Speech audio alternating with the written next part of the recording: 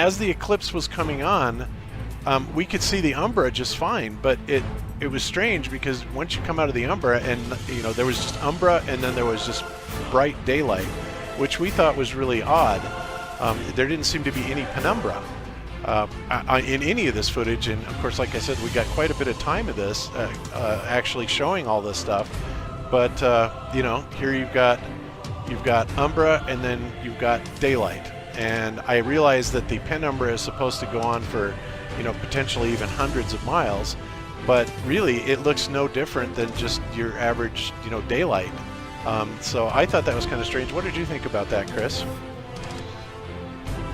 Yeah, that was one of the reasons why I wanted to get a camera to film the ground or the shadow on the ground to see if there was actually to film the penumbra and the